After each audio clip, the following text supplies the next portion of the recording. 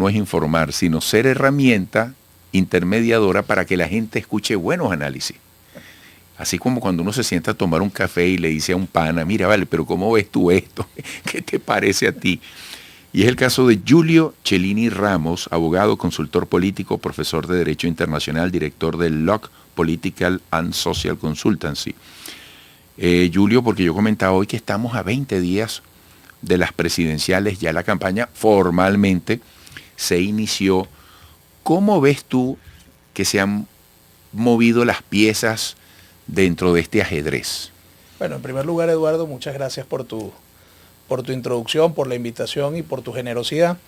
La verdad es que para mí también es un privilegio comenzar la semana conversando contigo y sobre todo en un momento tan importante para el país como este, donde pareciera que más que la cita que tenemos en 20 días, que es el proceso electoral, yo pienso mucho en el día siguiente, es decir, en el 29, en lo que pasará a partir del resultado que se produzca el 28 de julio, que es una fecha en la cual los venezolanos tendrán la posibilidad de escoger entre la continuidad de la actual administración en el gobierno o pues decidir a favor de un cambio político, que pareciera que es lo que los estudios de opinión pues vienen pues, dándole una mayor opción, ¿no? La posibilidad de que en Venezuela se produzca un cambio político. Pero en cualquier caso, lo que pasa el 28 necesitará el 29 del reconocimiento de todos los actores políticos, del reconocimiento de todos los sectores sociales, de la comunidad internacional, para que Venezuela pueda iniciar un gran proceso de consensos en procura de que la gente tenga soluciones a sus grandes problemas, a los grandes problemas que aquejan hoy a la sociedad venezolana. Yo he visto con buenos ojos y recordaba antes de venir al programa que una vez conversamos acá, que en aquellos momentos de desierto, ¿no?, en los que la gente no parecía hablar de política, sino que, como es lógico, estaba buscando pues, resolver sus problemas básicos en un país con tantas dificultades. Y recuerdo que acá en alguna oportunidad pues, se me ocurrió decir que la gente, a pesar de eso, tenía muy en cuenta la situación política, quizás ya no como su prioridad, ¿no? Dentro de sus prioridades como la número uno, pero que había una conciencia de que el país requería eventualmente un cambio, y eso parece estarse manifestando. Esa fuerza telúrica que parecía que estaba debajo de la tierra, hoy se viene manifestando. Lo estamos viendo en las manifestaciones que se producen en las regiones del país, inclusive en Caracas, que nos sorprendió una manifestación muy importante a favor de la principal candidatura de la oposición la semana pasada en el inicio de campaña, y la gran conciencia. No hay lugar donde uno vaya, no hay conductor con el que uno se monte, no hay persona con la que uno hable que no te diga que va a votar el 28. Y yo creo que eso es muy importante. Y para terminar la idea, veía ayer un mensaje que ponía el Papa Francisco en sus redes sociales donde decía que el gran cáncer de la democracia es la indiferencia. Qué bueno. Y eso me pareció muy interesante. Qué bueno. Porque la indiferencia que le ha hecho tanto daño a las sociedades, la gente que no le importa lo que pasa en lo público, pero también a los políticos que no son capaces de interpretar lo que la gente pasa, ahí germina el gran cáncer de la democracia, en la indiferencia de los ciudadanos. Y eso es lo que tenemos que evitar nosotros como sociedad. Y eso nos llama a participar del proceso electoral, independientemente de la idea que tengamos, de lo que queramos, de la preferencia. Hay que participar en el proceso electoral porque el país requiere de ciudadanos activos, de una ciudadanía consciente que sea capaz de producir los cambios que el país requiere, que los cambios que el país requiere, Eduardo, son independientes, insisto, del resultado que se produzca el 28. El país requiere cambios profundos. Entendiendo, como tú lo estás explicando, que esto no es solamente una sumatoria de votos, sino que hay que contextualizarlo dentro de muchas cosas que pasan por consenso, que pasan por el día después, y el reconocimiento. Y mira que tu connotación es amplísima, el reconocimiento. No es solamente que ambas partes reconozcan el resultado, sino que a partir de allá definámoslos así, vencedores y derrotados, entre comillas, porque al final lo importante es que todos ganemos. No estoy romantizando la cosa, es que el tema de fondo es ese, es que a partir de allí haya un proceso de reconocimiento, de un nivel de política, de un nivel de institucionalidad, de actuación acorde con el momento delicado que vive el país. Y yo te pregunto algo. por ahí se lanzan, que la encuestadora tal dijo esto, que lo otro, y va Nicolás Maduro por aquí, va María Corina por aquí, va Edmundo por aquí, va el Conde, y va el otro, y el otro, y el otro.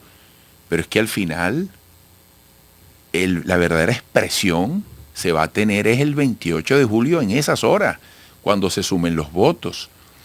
¿Tú crees que va a haber una gran afluencia de votos? ¿Tú crees que es posible que haya una fiesta electoral de participación? Porque al final el voto tiene que ser un acto de amor. Yo como ciudadano siento que la clase política está en deuda conmigo, porque yo no tengo que votar en contra de, yo aspiro a votar a favor de, y quien aspire a ganar no puede estar diciendo en campaña nada más, vota por mí porque el otro es el malo. Oye, dame razones para yo votar por mí. ¿Cómo estás viendo tú esa parte que para nada es comeflor? Mira, Eduardo, yo creo que en Venezuela hay una gran tradición electoral que desafortunadamente en los últimos años desde algunos sectores pues se abandonó la ruta electoral, y también desde el gobierno esa motivación abstencionista también se promovió. Y ciertamente hay muchos motivos para desconfiar del sistema electoral, ciertamente hay muchos motivos para creer que votar no vale la pena, pero la propia sociedad venezolana se ha demostrado en muchos momentos que votando, inclusive a pesar de las adversidades, es posible ganar la elección, es posible producir los cambios que se requieren. Pienso que es fundamental que los venezolanos participen masivamente en el proceso electoral. Los estudios de opinión vienen revelando que hay una gran intención de participación. Hay que esperar el 28, veremos si efectivamente eso se materializa o no, pero creo que así va a ser, por lo que te decía hace un momento. Se siente una gran conciencia en la sociedad venezolana de querer participar en el proceso electoral. Todo el mundo habla del 28. Todo el mundo habla del proceso electoral y yo creo que eso es muy sano, es muy bueno, el reencuentro de la gente con la herramienta que tenemos los civiles para poder producir los cambios políticos, que es el voto. Por supuesto que el clima no ayuda en el sentido de que lo que vemos es precisamente eso. Desde el gobierno lo que se promueve es no podemos ir hacia atrás, después de 25 años, imagínate tú lo que eso significa, no podemos ir hacia atrás, vota por mí porque esto es el pasado. Pero desde la oposición lo que se promueve es vota por mí para salir de esta situación, que por cierto, es lo que los venezolanos aspiran en su mayoría por lo que dicen los estudios de opinión. Entonces, obviamente la principal propuesta de la oposición es producir el cambio político. Pero sí es interesante lo que tú dices, porque desde el gobierno estamos viendo, Eduardo, un mensaje de descalificación, de permanente insulto al oponente. Y eso, por lo menos en el discurso de Edmundo González, que es el principal candidato de la oposición, hay que reconocer que no ha habido respuesta en ese sentido.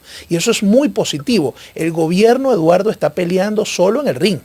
Si el gobierno insulta todos los días a la oposición y no hay respuesta. Y eso me parece interesante porque la oposición le está hablando al país. Y está interpretando el sentimiento de cambio que tiene el país. Y yo creo que eso es muy interesante desde el punto de vista estratégico, porque el gobierno, que pareciera haberse quedado sin opciones desde el punto de vista de su propuesta, lo único que hace es descalificar al oponente. Y eso me parece que frente a una campaña electoral donde ellos están jugando tanto, es muy torpe. Pero además hay otras cuestiones que me parecen poco estratégicas en lo que hace el gobierno.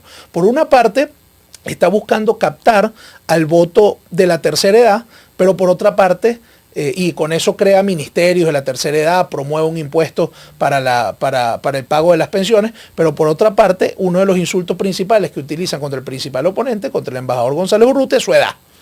Entonces, a veces la incoherencia en el mensaje hace mucho daño. Interesante. La edad no puede ser un factor para degradar a nadie. En lo más mínimo. Ojalá todos tengamos la bendición, para decirlo popularmente, de llegar a viejo, ¿no? Absolutamente, es muy injusto, sobre todo con esa población tan importante, la de la tercera, que tanto ha sufrido la calamidad de la situación del país. Claro. Julio, me queda un minuto, se agotó el tiempo. Bueno, tu mensaje para las personas que en 20 días tendrán el deber ante el país de expresarse. Yo creo que va a ser una bella jornada. Yo tengo fe de que la gente va a salir masivamente a votar.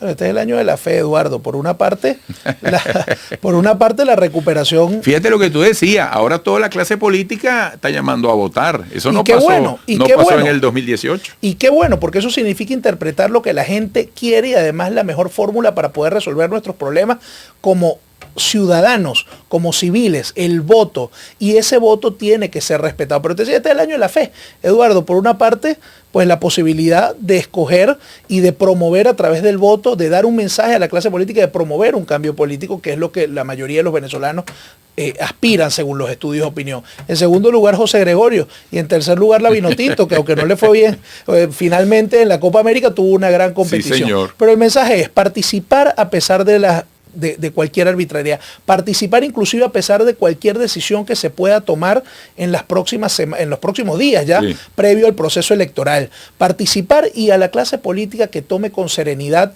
cualquiera que sea el resultado de lo que la gente exprese el día 28 de julio. Este país, Eduardo, no da para seguir la cuerda llevándola cada vez más lejos y que se pueda romper. Este país, Eduardo, no da más en ese sentido. Necesitamos un proceso de reconocimiento mutuo donde la institucionalidad reconozca cuál sea el resultado y dé paso al respeto de las garantías de los ganadores y de los perdedores. Sí, que el ganador no arrolle a quien pierda, por el contrario, que lo reconozca y que le garantice sus derechos como perdedor en una contienda electoral, y que el perdedor también reconozca lo que el pueblo de Venezuela ha expresado con serenidad. Y si en Venezuela se produce un resultado adverso al gobierno, eso tiene que ser asumido con serenidad por toda la institucionalidad, porque como lo han dicho los principales dirigentes, en este caso de la oposición, y el embajador González Urrutia, que me parece un mensaje muy importante, todos son necesarios para reconstruir el país a partir del resultado del 28 de julio. Y eso tenemos que cuidarlo. Hay que cuidar al país, la democracia y nuestras instituciones. Bueno, Julio, muchísimas gracias. Julio Cellini Ramos, abogado, consultor político, profesor de Derecho Internacional, director de Locke Political and Social Consultancy. Un abrazo, hasta pronto. Gracias, querido Eduardo. Gracias por la invitación. Amigos, volveremos.